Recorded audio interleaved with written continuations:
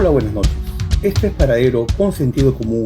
Yo soy Diego Fernández y les presento una mirada geopolítica desde el punto de vista de un peruano. Consumado está. Consumado está el fraude que veíamos anticipando las elecciones presidenciales de Perú. Vimos cómo se preparaban los procesos para perpetrarlos. Toda una organización diseñada para que nuevamente se posesione el candidato con menos oportunidades, totalmente invisible en las encuestas que aparece recién con índices bajísimos, llegando a ocupar en la última semana un quinto o un sexto lugar. El partido se llama Juntos por el Perú, que en realidad representa a la izquierda radical de Sendero Luminoso de Abimael Guzmán, del Movadef y Conare, el de Castillo y su pollo, el de los crímenes y muertes por los senderistas. Y ahora se consuma como líder Antauro Humala, expresidiario por radical obtuso en su búsqueda de gobernar con su racismo etnocacerista y fuerza de choque con sus milicianos. El representante de la izquierda radical es Roberto Sánchez Palomino, psicólogo graduado en San Marcos, otrora socio político de Yehudi Simons en el Partido Humanista. Las propuestas de Sánchez son las mismas trasnochadas de ejercer en el Perú el fracasado modelo de revolución cubana-venezolana a través de una asamblea constituyente que otorgue facultades totales de la administración de todos los poderes del Estado. Además, en lo económico se basaría en el control de los recursos naturales y hasta un total sinsentido del uso de las reservas del Banco Central de Reservas del Perú. Analicemos cómo se está concretando este fraude, que tiene varios agentes que intervienen.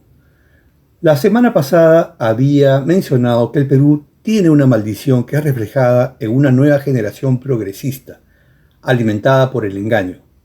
El triunfo del mal sobre la virtud es el resultado de una serie de elementos que no le interesa al país, solo el beneficio propio, en donde existen financiadores, planificadores, estructura logística, asesoría legal y representación política con fuerza de choque. El financista principal no podría ser otro que Soros y su Open Society, como ya lo explicaré más adelante.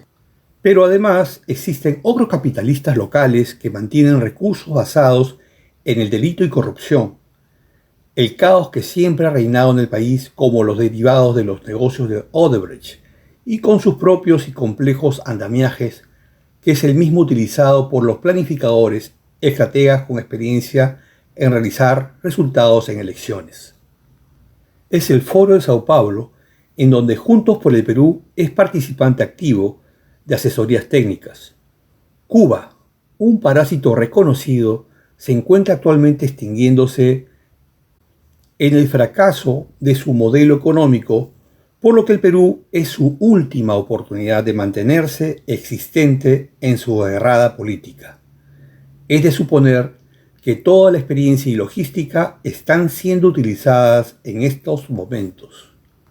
Especialistas en apariciones y desapariciones de números en los conteos mágicos de la OMPE, cuyo cargo fue reasignado como jefe de la misma a Piero Corvetto, a pesar de todas las observaciones y acusaciones e imputaciones, muestras de rebeldía para evitar cualquier auditoría o revisión del proceso del año 2021. Bueno, la OMPE lo hizo de nuevo. No entregó ni abrió a tiempo las mesas y las actas, ocasionando ausentismo de las personas al tener que esperar por más de 8 horas, muchas personas, en su mayoría ancianos, que tuvieron que desistir a su derecho al voto, inducidos por la fatiga, el cansancio provocado por los actos y responsabilidad de la OMPE, que ahora quiere desconocer y culpar a otros, minimizando los hechos.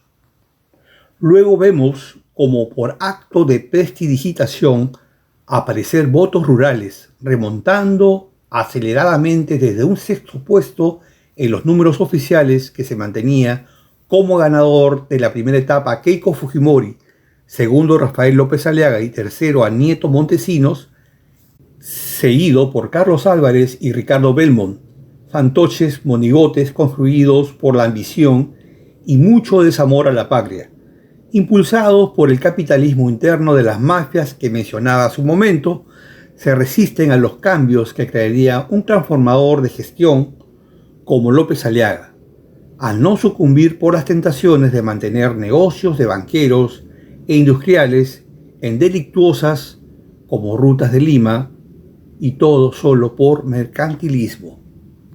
Los actos de prestidigitación fueron convenientemente en la madrugada, para que nadie los viera y continúen retrasando o desapareciendo los votos del extranjero, permitiendo ascender casi al límite del empate a Porky con Sánchez, para enfriar con la esperanza de un triunfalismo la ira natural de un engaño descarado.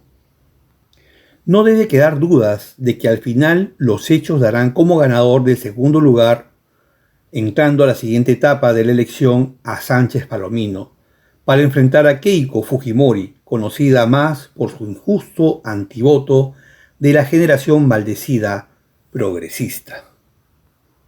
Nuevamente las encuestas convirtieron el proceso de elección en una tómbola presidencial, en donde los resultados de las encuestas por meses salieron prácticamente del sombrero de un mago, de una manera tan simplista, desvalorando la ciencia de la estadística y convirtiéndola en una herramienta de manejo político. Percepción de expectativas sociales, con distintos argumentos de bajísima lógica y pobres explicaciones, para nada justificables, más que dichos y supuestos. El colmo, que el último día ninguna encuestadora valoró o emitió opinión del candidato Sánchez, que repita la inexplicable votación del 2021 de Pedro Castillo, el pobre presidente que está preso con su pollo, por intentar establecer una dictadura con un golpe de Estado, que seguramente será exculpado, o mejor dicho, indultado, gracias a su sombrero. Pero ya llegaremos a esa parte. Ahora analicemos los procesos y sus engaños. Si es de conocimiento de las instituciones y poderes del Estado, de la escasa confianza que se tiene de las encuestadoras vigentes, ¿por qué repiten cada 5 años? Como si fueran abonados o legítimos representantes de la verdad, impolutos de culpa. ¿Por qué se les permite y por qué el sistema no permite que ingresen otras encuestadoras, incluyendo extranjeras, para competir y poder tener una segunda opinión de las debilidades del proceso para mejorarlas y hacerlas más creíbles? De acuerdo a la resolución de la OMPE, no se permite a ninguna encuestadora ajena al sistema electoral realizar encuestas y publicarlas son consideradas delito. Existen barreras del Jurado Nacional de Elecciones, un proteccionismo legal. Para que una encuestadora publique resultados en el Perú, no basta con ser prestigiosa, debe cumplir con el reglamento del Registro Electoral de Encuestadoras del Jurado Nacional de Elecciones. La ley exige una colegiatura obligatoria del responsable, habilitado en el Perú, obligando a cualquier empresa extranjera a contratar personal local, lo que termina peronizando su metodología y a veces sus vicios. Quienes pagan los servicios de las encuestas son los grupos mediáticos como canales de televisión o empresas privadas, y estos ya mantienen relación con las encuestadoras locales por años, lo cual aumenta la sospecha. Pero ¿cuál es el interés del dominio de la percepción de la sociedad y quién está detrás? Aquí podría interpretarse que mi opinión pueda convertirse en una conspira opinión, debido a que voy a tocar temas que están a la vista pero que no son comentados. El futuro de un país se basa en su soberanía para utilizar y rentar sus recursos naturales y talentos en la gestión de los recursos. Estos a su vez son ambicionados por grupos hegemónicos y actualmente existen dos, occidentales, los Estados Unidos, y orientales con China. Hay una pugna constante en quién influye sobre los recursos y comercios de las regiones. Pero además existe un tercer grupo que manipula el poder y dominio de una manera subrepticia, es decir, oculta, para tomar la administración e influencia sobre estos grupos. Existe toda una enmarañada organización que agrupa líderes y personas influyentes de distintos países pertenecientes a instituciones del Estado como la Junta Nacional de Elecciones o la OMPE. Este tercer grupo son fuentes capitalistas, financiadores logísticos a través de sus ONGs e instituciones, como la Open Society, que es la más reconocida por sus actuaciones sospechosas de financiamiento a cambios de políticas en distintos países. Otra institución es UNIORE, Unión Latinoamericana de Organismos Electorales. Es una entidad internacional no gubernamental que agrupa a los organismos electorales de todo el continente americano y tiene una conexión con la Open Society y se fundó en el año 1991 para fortalecer la democracia en la región, como dando asistencia técnica sobre sistemas de votación y envían expertos para supervisar elecciones, ejerciendo una muy dudosa participación como juez y parte. Para nadie es desconocido que la posición política de la Open Society es progresista.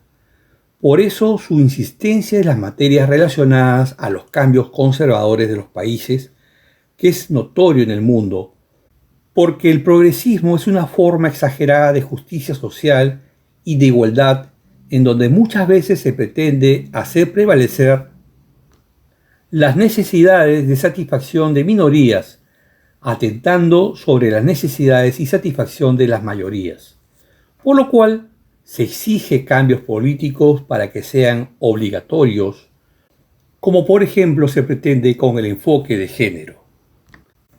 Muchos creen que la intención del progresismo es cambiar a la sociedad para mejorar la justicia social de las victimizadas minorías, y la verdad es que esconde un propósito maligno que no termina con el dominio de las sociedades, sino que va más allá.